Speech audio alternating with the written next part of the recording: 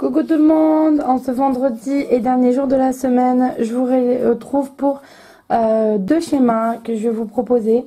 Alors un petit schéma assez rapide qui, si vous avez un achat important à faire, vous savez que ça va avoir un coût pour vous, mais vous ne savez pas trop si c'est une folie ou pas de l'acheter. Vous pouvez vous poser ces questions et demander des conseils aux cartes. Donc c'est un tirage qui se fait en 5 cartes. Donc hop, hop, je vais pas interpréter parce que j'ai pas d'achat particulier en ce moment qui me ferait me poser ces questions. Mais vous avez en position 1 ici, la carte numéro 1.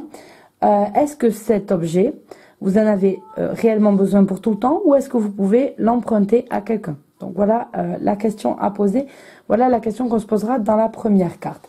La deuxième carte va répondre à que vais-je faire de cet objet? En quoi va-t-il m'être utile? Donc je l'ai ici. Ensuite, on a la troisième carte en bas à gauche qui va nous donner un petit peu à quelle fréquence je vais utiliser cet objet. Est-ce que j'en ai besoin souvent? Est-ce que c'est très rare? Voilà, parce que si c'est un coût important, autant être rentable. On a en quatrième position, est-ce que je veux vraiment cet objet? Est-ce que c'est pas un coup de folie, un coup de tête? Est-ce que j'en ai vraiment besoin et est-ce que je le veux vraiment? Et ensuite, on a en cinquième position ici, est-ce que je peux financièrement me permettre de faire ce gros achat? Donc voilà les 5, donc je répète. Est-ce que vous pouvez emprunter l'objet en première position? Deuxième position, qu'est-ce que je vais en faire de cet objet? En troisième, à quelle fréquence je vais l'utiliser? En quatrième, est-ce que je le veux vraiment? Et en cinquième, est-ce que je peux réellement me le permettre? Donc voilà pour ce tirage-là. L'autre sera un tirage en 8 cartes qui concerne les projets, un projet que vous avez et dont vous voulez savoir, à dégrossir un petit peu, voir ce qu'on vous en dit. Alors c'est un tirage, un schéma que j'ai eu dans un livret Lo Scarabeo, du jeu des clones, celui-ci, et qui a une jolie esthétique. Je vais vous montrer. Voilà pour la disposition des cartes. Mais par souci de place avec ma caméra, je vais pas les tirer comme ça. Donc il y a 8 cartes ici et donc la première carte, je les mélange toujours alors que je vais pas interpréter mais c'est pas grave, représente la graine de votre projet. Donc la première carte, ça va être la graine, c'est le point de départ que vous avez et les espoirs un petit peu que vous allez lancer dans ce projet. Donc tout ça c'est rapport à vous, à ce que ce projet représente pour vous.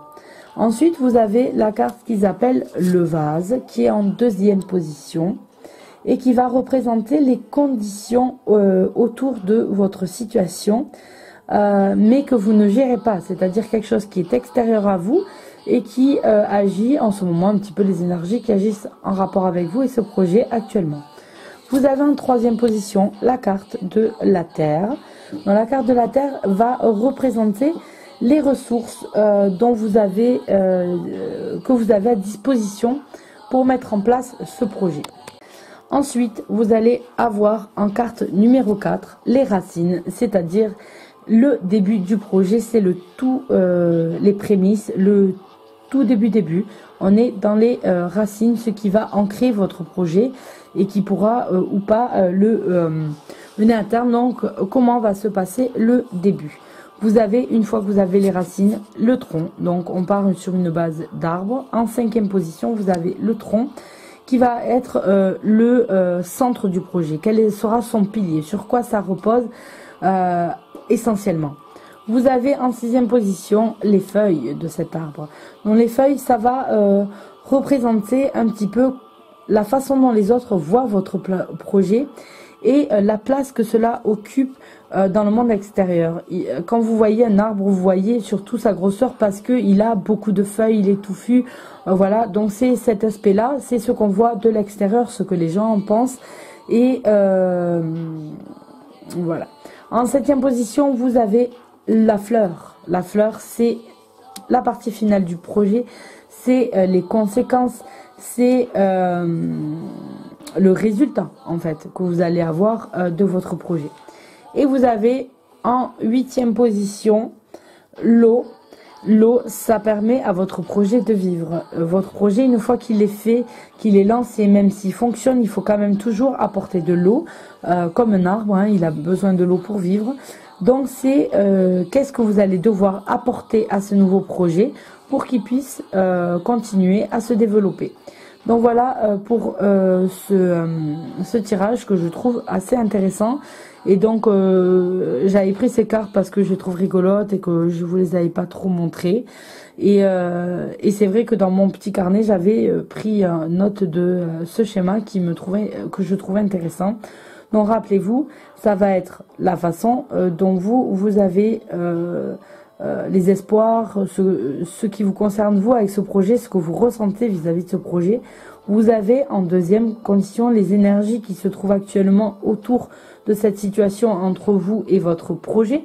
Vous avez ensuite la terre qui va représenter les ressources nécessaires pour pouvoir mettre en place votre projet. Une fois que vous avez la terre, vous avez les racines qui commencent à arriver. Donc c'est la 4e position qui vont représenter le début du projet. Vous avez le tronc ensuite de cet arbre qui va représenter le centre du projet, quel sera son pilier. Ensuite vous avez les feuilles qui vont représenter, donc c'est la carte 6, comment les autres voient votre projet vu de l'extérieur. Vous avez la fleur, c'est le résultat du projet, ce qui vous a rapporté, où on en est, donc le projet quand il sera abouti.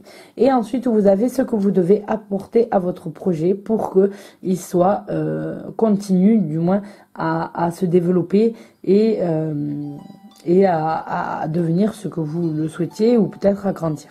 Donc voilà pour ce tirage-là. Ce tirage du vendredi, ces tirages, puisqu'il y en a eu 2, j'espère que ça vous a plu, que ça peut vous aider quand vous avez certaines questions comme ça qui vous viennent. Donc comme toujours, vous pouvez modifier aussi les schémas que je vous propose et l'adapter à vos besoins particuliers. Mais voilà, ça peut vous donner des idées. Voilà, je vous fais à tous un bisou et on se retrouve demain pour une nouvelle vidéo.